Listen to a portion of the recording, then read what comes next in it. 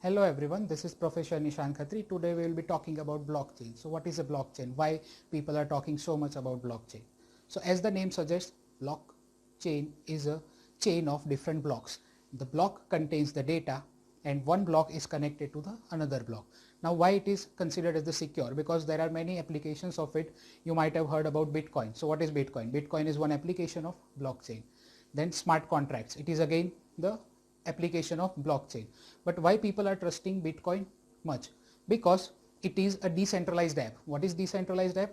Currently in our system, what is the scenario? That if we want to perform any kind of transaction, then there is a central entity in between, that is a bank. That means it will charge you something whenever you are trying to perform any transaction. Suppose you want to transfer money to someone, then the bank will charge a small amount, but that small amount is based on the percentage of the amount that you transact. Suppose that amount that you are transacting is higher than that amount, the transaction charge that is levied by the bank will be very much higher. So in blockchain, that is the digital currency, if we talk about Bitcoin, there is no this centralized app. The money that you want to transfer is directly transferred to the beneficiary's account. Then why people are trusting that? Because it is very secure. How it is secure?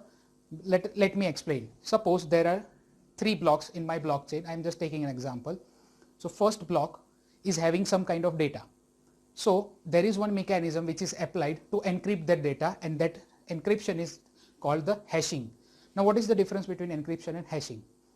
Encryption can be reversed, that is by decrypting you can get the original data back, but in hashing you cannot get back the original data. It is just a one way or unidirectional mechanism. So it is very secure, and it is a one key that you apply one hashing algorithm. The most preferably used hashing algorithm is SHA-256, that is secured hash algorithm with 256 bits of key length. Okay, so you apply that algorithm and you will get a key.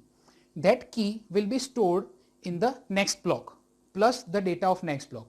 Now then on the second block you will apply the same hashing algorithm that on the data plus the key of the previous block. That combination is a data, and that again you will get another key that will be again produced and given to the next block. So whenever someone tries to interrupt in the data of some block, then immediately the key will change, because even if you change one decimal point or one full stop in your data, the complete key will be changed. So that can be verified that no, because it is stored in the next block. So if the block number 2 changes its data, then the key will be changed, and the next block is having the original key, so that both the keys will not be matching. So you will come to know that no, someone has interrupted my data. So this is the level of security which is provided by blockchain. That's why Bitcoin is very trustable, and many people are using that Bitcoin transaction, first to avoid the transaction charges, and second, it is also a secure version. Now who is performing this transaction? How the blocks are added to the blockchain?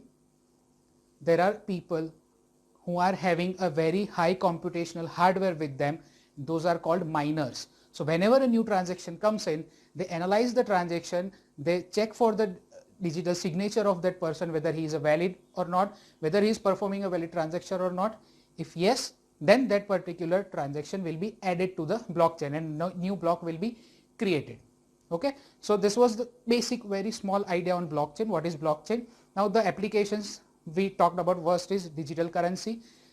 Bitcoin is not only one digital currency. There are many more like Ethereum, Ether, then Tether. There are many more, about 23 digital currencies available in the world. But the highest rated is Bitcoin. That's why it is very much talked about. Second application can be smart contract. Smart contract means it is one kind of digital contract. It is similar to a contract that two parties sign on. Okay, but it is completely digitalized. So it performs all the transactions, all the rules are applied digitally. That is a smart contract. This is just one more example.